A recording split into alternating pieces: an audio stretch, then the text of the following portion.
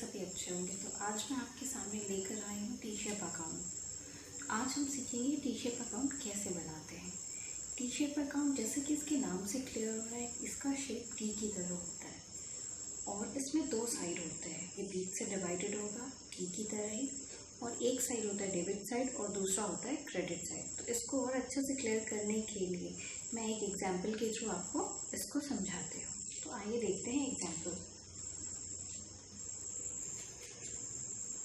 तो इसको क्लियर करने के लिए मैंने एक एग्जाम्पल लिया है जिसमें ऊपर लिखा है open T shape account for furniture account and write the following details as proper on proper side. यानी कि एक फर्नीचर का हमें टी शेप अकाउंट खोलना है, ओपन करना है और उसमें सारी ये जो डिटेल्स गिवन है इसको राइट साइड में, मतलब जो सही साइड हो डेबिट या क्रेडिट उस साइड लिखना है। तो हम सबसे पहले स्टार्ट करते हैं हमारा फर्स्ट एंट्री से, फर्नीचर परचेज फॉर ₹20,000। तो पहले जो हम इसकी एंट्री करें उससे पहले सबसे पहले हम ये देखेंगे कि इसका एक रूल होता है टी शेप अकाउंट में करने का। वो रूल ये कहता है कि हमारे पास दो चीज़ होती है, एसेट्स लायबिलिटीज़। पहले हम एसेट्स और लायबिलिटीज़ को देखते हैं। तो एसेट्स जो है, हमें एसेट्स को लेके ये देखना है कि किस साइड हमारा इंक्रीज़ हो रहा है। अगर ये टी शेप अकाउंट है, इसमें दो साइड हैं, debit side and credit side.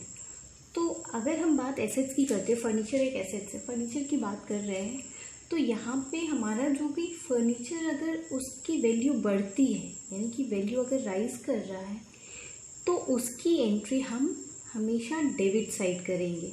और अगर वैल्यू फॉल हो रही है, कम हो रही है, तो उसकी एंट्री हम क्रेडिट साइड करेंगे। इसी तरह से रूल फॉलो होता है कि इंक्रीज़ और डिक्रीज़ होगा तो एंट्री अपोजिट साइड में होती है। बट ये था एसेट्स के लिए। एसेट्स और एक्सपेंसेस के लिए सेम रूल फॉलो होता है, जब भी इंक्रीज़ होगा तो डेबिट साइड और फॉल होगा तो क्रेडिट साइड में। इसके जस्ट अपोजिट हम लायबिलिटीज़ के लिए करते, जो भी लायबिलिटीज़ होगी वहाँ पे अगर इंक्रीज़ करेगा तो उसकी एंट्री हम क्रेडिट साइड करेंगे और अगर डिक्रीज़ होगा तो उसकी एंट्री हम डेबिट साइड करेंगे। सो इसी को क्लियर करने के लिए मैंने ये एग्जाम्पल लिया है। तो हमारे इस एग्जाम्पल में सबसे पहले एंट्री है फर्नीचर परचेज फॉर ₹20,000।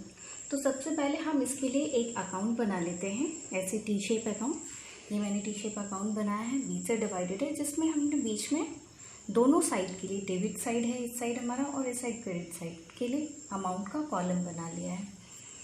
अब सबसे पहले यहाँ पे क्योंकि मुझे फर्नीचर अकाउंट बनाना है यहाँ, इस वजह से हम डेबिट साइड में जो अगर इंक्रीज़ होगा, इंक्रीज़ इन फर्नीचर होता है वैल्यू में, तो हम उसको डेबिट साइड लिखेंगे और अगर decrease in value of furniture होगा तो उसको क्रेडिट साइड लिखेंगे। तो स्टार्ट करते हैं फर्स्ट में हमारा था फर्नीचर हमने परचेज़ किया 20,000 से। तो अगर हम फर्नीचर परचेज़ करते हैं तो डेफिनेटली फर्नीचर की वैल्यू जो है वो इंक्रीज़ होगी, जितना फर्नीचर था उससे और ज़्यादा हमारे पास आ गया, तो उसकी एंट्री हम यहाँ डेबिट साइड करेंगे टू कैश करके। फर्नीचर लाए होंगे तो हमने कैश पे किया होगा, टू कैश करके फर्नीचर परचेज लिखेंगे और यहाँ अमाउंट के कॉलम में अमाउंट लिख देंगे। अब सेकंड है फर्नीचर सोल्ड कॉस्टिंग ₹5,000। 5,000 का फर्नीचर हमने बेचा है। अगर हम फर्नीचर बेच रहे हैं तो हमारे पास कैश तो आएगा, लेकिन हमारा फर्नीचर जो है वो उसकी वैल्यू कम हो जाएगी। इस वजह से इसकी एंट्री हम क्रेडिट साइड करेंगे, बाय कैश करके furniture sold ₹5,000। Third one furniture again purchase for ₹8,000। फिर से हम दोबारा फर्नीचर परचेज कर रहे हैं 8,000 का, तो इसकी एंट्री हम फिर से इंक्रीज होने की वजह से ये होगा डेबिट साइड में, टू कैश करके फर्नीचर परचेज 8,000। नेक्स्ट है ओल्ड फर्नीचर डिस्कार्डेड फॉर ₹2,500। यानी कि हमारा पुराना जो फर्नीचर था वो डिस्कार्डेड हो गया है और उसकी वैल्यू जो है, डिस्कार्डेड का मतलब अब वो यूज़ लाइक नहीं है, उसकी वैल्यू 2,500 है। तो वो हमारे लिए एक तरह से लॉस है। तो इस वजह से यानी कि वो फर्नीचर की वैल्यू को डिक्रीज़ कर रहा है, इसलिए हम इसको यहाँ क्रेडिट साइड में लिखेंगे और फिर अमाउंट लिख देंगे 2,500। अब लास्ट एंट्री आती है value of furniture was reduced by ₹2,000। यानी कि फर्नीचर की वैल्यू 2,000 रुपीज़ से कम कर दी गई है।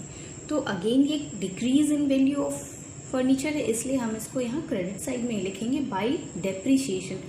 रिड्यूस वैल्यू होने का मतलब होता है कि उसका यूज़ करने की वजह से उसकी वैल्यू में जो कमी आती है और जिसको हम डेप्रिसिएशन बोलते हैं। तो यहाँ बाय डेप्रिसिएशन करके हम वो 2000 दिखा देते हैं। अब हमने सारी एंट्रीज 5 जो एंट्रीज हमारे पास थी वो सब कर लिया है।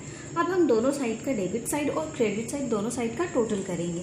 तो जब हम डेबिट साइड का टोटल कर रहे हैं तो हमें अमाउंट मिल रहा है 28,000 और फिर हम क्रेडिट साइड टोटल करते हैं तो यहाँ जो अमाउंट है वो सिर्फ 9,500 ही हो रहा है। इट मीन्स डेबिट साइड के कंपैरिजन में क्रेडिट साइड का टोटल जो है वो कम है। तो इस कम को हमें दोनों साइड इक्वल टोटल चाहिए होता है। किसी भी टी शेप अकाउंट में दोनों साइड जो है वो इक्वल होता है, जिसको हम आगे जाके लेजर अकाउंट भी बोलते हैं और ये लेजर अकाउंट में भी पढ़ेंगे। तो क्योंकि हमें बैलेंस इक्वल करना है, 28,000 ज़्यादा है, तो इसी के बराबर हमारा क्रेडिट साइड का भी अमाउंट होना चाहिए। इस वजह से हमें यहाँ जो टोटल 9,500 लिखा है, इसमें इस डेबिट से ये जितना भी कम होगा उस बैलेंसिंग अमाउंट को हम यहाँ लिख देंगे बैलेंस करके, और फिर दोनों साइड 28,000 का इक्वल हम अमाउंट दिखा देंगे। और अमाउंट लिखने के बाद हम यहाँ डबल लाइन देते हैं, जिसका मतलब होता है दोनों साइड इक्वल है। ये हमेशा सेम लेवल पे होना चाहिए। तो ये हो गया एसेट्स का। अगर हम टी शेप अकाउंट बनाते हैं तो एसेट्स हो गया, एक्सपेंसेस उसमें इसी तरह से हम करते हैं। इंक्रीज हुआ तो हम डेबिट साइड लिखते हैं, और अगर उसकी वैल्यू डिक्रीज होती है तो हम उसको क्रेडिट साइड दिखाते हैं। इसके अलावा एक और एग्जाम्पल है जो लायबिलिटीज का मैंने लिया है, जिससे कि मैं आपको वो भी आप क्लियर करती हूँ। अब एसेट्स के बाद लायबिलिटीज देखते हैं। तो लायबिलिटीज में मैंने क्रेडिटर का एग्जाम्पल लिया है। तो अब स्टार्ट करते हैं। यहाँ पे हमें open T shape account of creditor Sanjay, यानी कि संजय एक क्रेडिटर है जिसका हमें account T shape account open करना है। तो सबसे पहले इसकी एंट्री देखते हैं। Purchase goods from Sanjay on credit for ₹40,000। Sanjay से गुड्स खरीदा है क्रेडिट में, यानी कि बिना कैश दिए, और उसको अमाउंट कितना है 40,000। तो हम यहाँ पे टी शेप अकाउंट पहले बना लेंगे, अमाउंट का कॉलम बना लेंगे। उसके बाद क्योंकि हम जानते हैं ये लायबिलिटी है, तो यहाँ क्या होगा, एसेट्स के कंपैरिजन में जस्ट अपोजिट होगी इसकी एंट्री। जो डिक्रीज होगा उसको हम दिखाएंगे डेबिट साइड में, और जो इंक्रीज होगा उसको हम क्रेडिट साइड में दिखाएंगे। तो हमारा पहला जो एंट्री है उसके अकॉर्डिंग गुड्स परचेज किया है संजय से 40,000 रुपीज़ का क्रेडिट में। तो ये जो है ये हमारे वैल्यू को क्या कर रहा है, इंक्रीज कर रहा है, क्रेडिटर्स की वैल्यू को बढ़ा रहा है क्रेडिट। तो इस वजह से हम यहाँ इसको लिखेंगे बाय परचेजेस 40,000 रुपीज़। नेक्स्ट आता है पेड टू संजय ₹25,000। अब संजय को ये 25,000 रुपीज़ दे रहा है। तो संजय को अगर 25,000 पे हो रहा है और संजय क्रेडिटर है, तो इट मीन्स यहाँ पे क्रेडिटर की वैल्यू 25,000 से कम हो जाएगी। इस वजह से इसकी एंट्री हम यहाँ डेबिट साइड में टू कैश करके 25,000 लिख देंगे। नेक्स्ट है थर्ड में again purchase good from Sanjay on credit for ₹16,000। Again ये परचेज है और क्रेडिटर की वैल्यू बढ़ रही है, इस वजह से इसकी एंट्री हम यहाँ बाय परचेज करके क्रेडिट साइड में दिखा देंगे। फोर्थ में हम आए तो goods return to Sanjay for ₹2,000। यहाँ पे संजय को गुड्स जो है वो रिटर्न किए गए हैं, वापस किए गए हैं, उसकी वैल्यू है 2,000। तो अगर क्रेडिटर को गुड वापस कर रहे हैं तो उसकी क्रेडिटर की वैल्यू जो है वो हमारे यहाँ क्या हो जाएगी, कम हो जाएगी 2,000 से। इस वजह से डिक्रीज होने की वजह से उसकी एंट्री हम यहाँ डेबिट साइड में करेंगे टू गुड्स रिटर्न करके अमाउंट 2,000। लास्ट वन है पेड टू संजय ₹20,000। संजय को अगेन 20,000 रुपीज़ दिए जा रहे हैं। तो अगर संजय को 20,000 रुपीज़ दे रहे हैं तो संजय की जो क्रेडिटर का जो अमाउंट होगा वैल्यू वो कम हो जाएगा 20,000 से। इस वजह से इसकी एंट्री फिर हम यहाँ डेबिट साइड में करेंगे टू कैश करके 20,000। अब हमारी सारी एंट्रीज कंप्लीट है। अब हम दोनों साइड का डेबिट और क्रेडिट का टोटल करेंगे।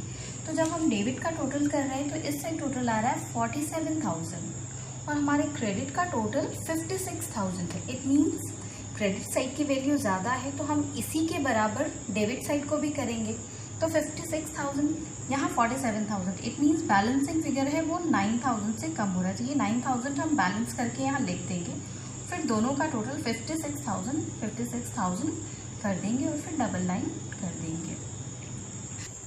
आई होप कि आपको ये टी शेप अकाउंट अब बहुत अच्छे से क्लियर हो गया होगा, क्योंकि मैंने एसेट्स और लायबिलिटीज़ दोनों का एग्जांपल लेके आपको समझा दिया है। इंक्रीज और डिक्रीज का जो भी कंडीशंस है उसको कैसे करते हैं ये क्लियर किया है। So now just keep on practicing so that your concept should be clear more and more, and solve all the questions related to this topic. And at last, I just want to say, if you like this video, then share it and subscribe my channel for getting all the updates. Thanks for watching this video. Thank you.